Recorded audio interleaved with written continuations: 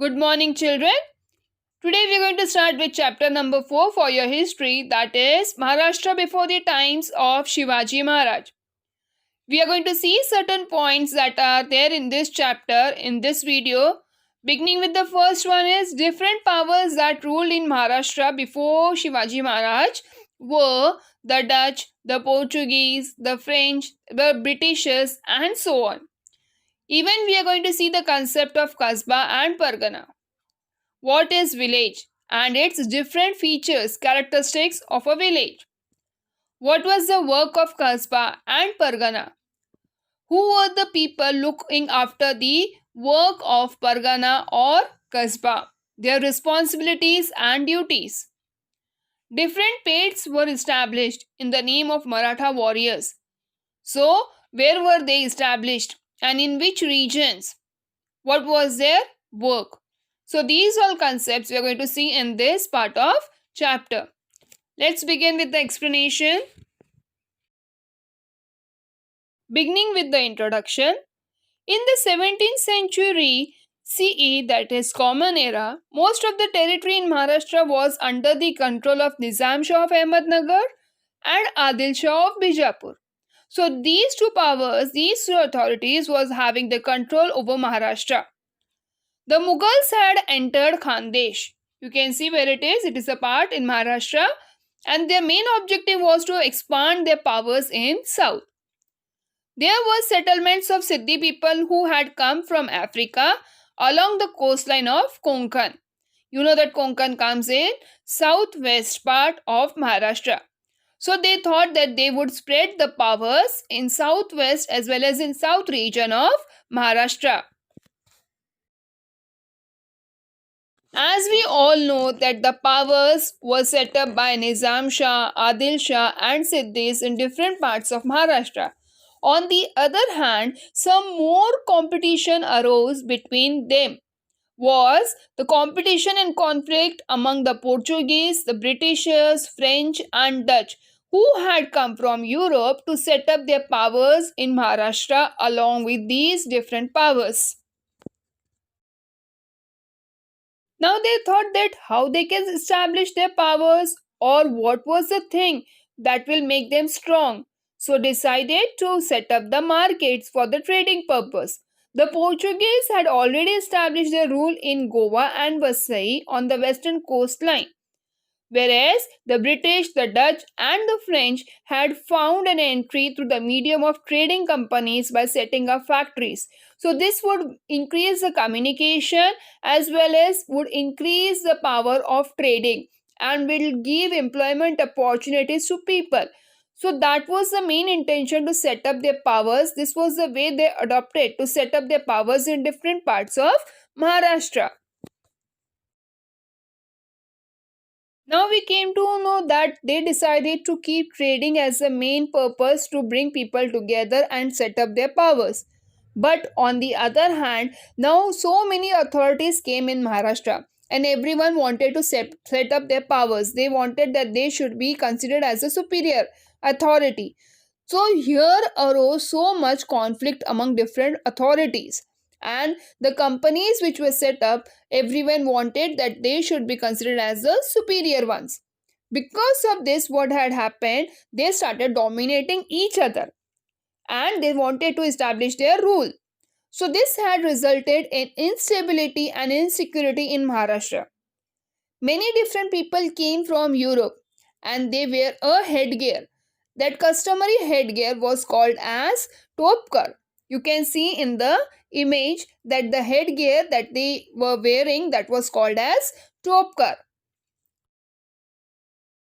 Now it is necessary to get well acquainted, that is well informed ourselves with the village, kasbah and pargana to understand the nature of settlements, that how they were established during that period and who were the officers that were looking after these work, who had created the link between the rulers and their subjects, that is common people, and also the markets and the craftsmen relating to the occupation. The Pargana was made up of many villages. We never know that how many villages together make a pargana. Pargana would be a small also, would be a big also, depending on the number of villages. Now generally the headquarters of pargana was called as kasbah, and a village smaller than a kasbah was called as moja. Now you can see in this slide that two circles are there. One is the bigger one and one is the smaller one. The bigger one tells us that it is pargana. It is a big concept, whereas village is smaller as compared to pargana. Now let us get more information about what is pargana, what is kasbah, and what is village. We should get detailed information. So let's see what information is provided to us in these concepts. Moving on to the first part is your village or moja. Most of the people lived in villages. A village was also called as moja, and the chief of the village was the patil. If you remember in 6th standard you have studied Gram Panchayat. Now who is the one who look after the work of Gram Panchayat? He or she would be the sarpanch of that village who would look after Gram Panchayat. Now in the same way, in these villages, Patil was the main head of the village and he would look after all the work of the village.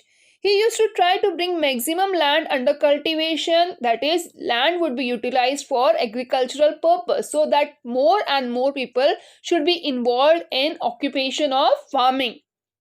And when there was any kind of dispute in the village, then the patil would resolve that dispute by making proper justice for that dispute. A quarrel. Dispute means a quarrel. Certain times any such situation comes where it is very difficult to handle among the people. So patil would be the one who would handle the situation, and accordingly he would provide justice in the village so that maximum peace is maintained in the village. Now we know that what was the work of Patil in the village to look after the work. Now alone he could not maintain that work or look after the villages, so he required one helper. So who was the helper for the Patil? He was the Kulkarni in the village. Now what would Kulkarni do? He would keep all the record of the revenue that was being collected. You can see in the image, I have prepared a diagram for you to make you understand more clearly. There were various artisans in the village. As per the occupation, there was farming, there was craftsmen, artisans, and so on.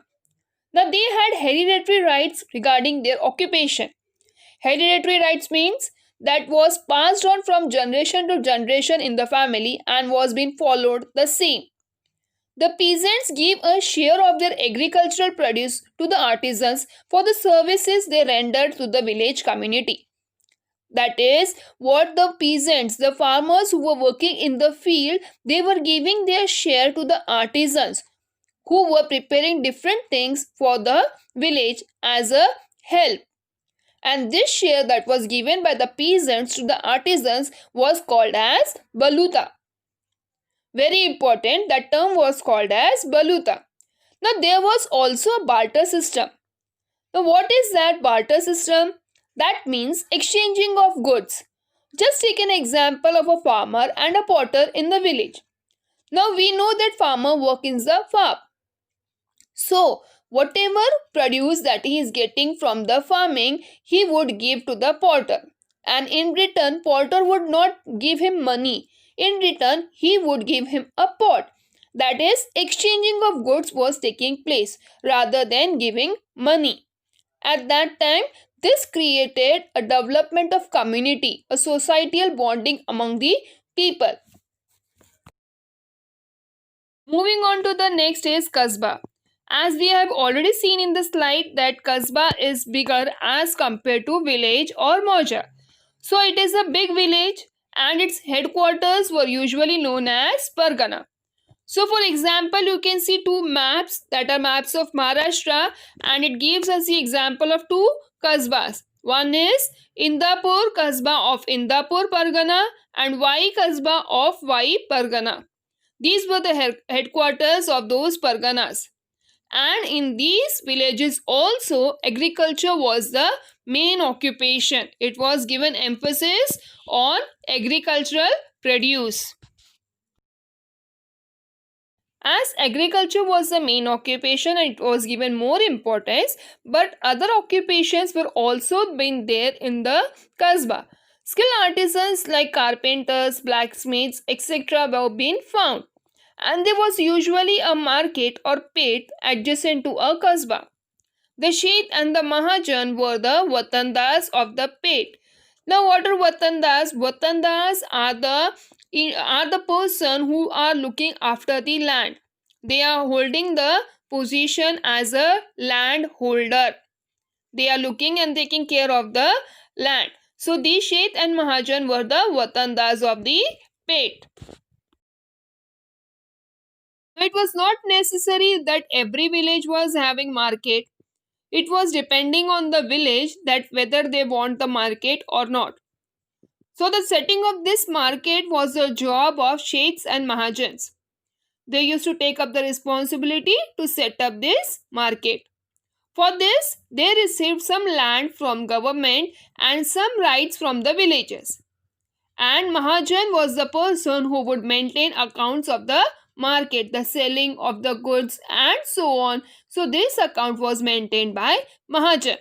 In village we have seen who was looking after the account work, the Kulkarni. And in Kasbah, Mahajan was the one who was looking after the accounts. Do you know, as per the order of Veer Mata Jijabai, a market was established in Pashan near Pune. It is a place in Pune and it was called as Jijapur in the name of Jijabai.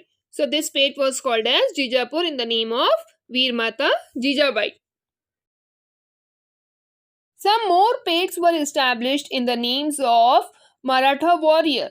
So they were Malpur in the name of Maloji, Khelpur in the name of Kheloji, Paraspur in the name of Parsoji, Vithapur in the name of Vithoji, respectively. And these pits were established in Aurangabad. One more pit was established in the name of great Maratha warrior Shivaji Maharaj. In his name, the name of the pit was Shivapur, that was adjacent to Khed in Pune district. You can see in the map. Moving on to the next part is Pargana. Now many small villages that together make a big Pargana. They all were together. So many villages were involved in Pargana. But the number of villages was not the same in all the Parganas. The numbers may be different in different Parganas. That is, in some Parganas, villages may be less and in some it will be more. For example, Pune Pargana was a very big Pargana and it consisted of 290 villages. On the other hand, Chakan Pargana was having 64 villages. And the smallest one was the Shirwal Pargana. It had only 40 villages. In Pargana, there were Deshmukh and Deshpande, who were the Watandar officers of the Pargana. Now, what was the work of Deshmukh? Deshmukh was the chief of Patils in Pargana. The Deshmukh did same at the Pargana level what the Patil did at the village level. On the other hand, Deshpande was the chief of all the Kulkarnis in the Pargana. The Deshpande did at the Pargana level the work that the Kulkarnis did at the village level. And these Vatandas officers were the link between the people and the government. They were the link providers. If people require any kind of help from the government, so these Vatandas would took initiative and provide help to the people from the government. In case of enemy invasion, that is, if the enemies were attacking on the villages, or sometimes the condition of drought occurs, so these Vatandas were the representatives for the grievances of the people to the government. That is, if people were facing any kind of obstacles, problems, so these Vatandas took initiative to provide help to such people from the government. But sometimes what happens, these officers misuse their powers. Possibly may not be all, but some officers were there who were misusing their powers. That is, they were hiding the things from the people. They collected more money from the people than was due or did not remit the money so collected to the government in the time. So what it means, that is, they collected more amount of money, what was remaining, what was due from the side of the people, that need to be paid to the government, giving them wrong information and collecting more money and giving in return to the government the less amount what is required. That is, whatever remaining amount was there, that was kept by these Vatandas rather than helping the people in problems. So sometimes they used to misuse their powers. That was a wrong thing. So on such occasions, people suffered harassment. You can see in the picture that how people suffered for maybe water, maybe supply of food, maybe grains may not be there, crops may not be there, and ultimately they were being harassed so much that they were in lots of problem. Up till now we have seen that how different powers in Maharashtra exist before the time of Shivaji Maharaj, and how they had ruled different parts of Maharashtra as well as India. We have seen the what is Kasba, what is village, what is Pargana, how people handle the duties and responsibilities and help to solve the problems, to resolve the conflicts among people. So up till now we have even see what are the duties of different officers in Pargana, village or Kasba. So here we end up with our video. We'll be continuing next part in the next video. Till then, take care. Bye bye. Thank you.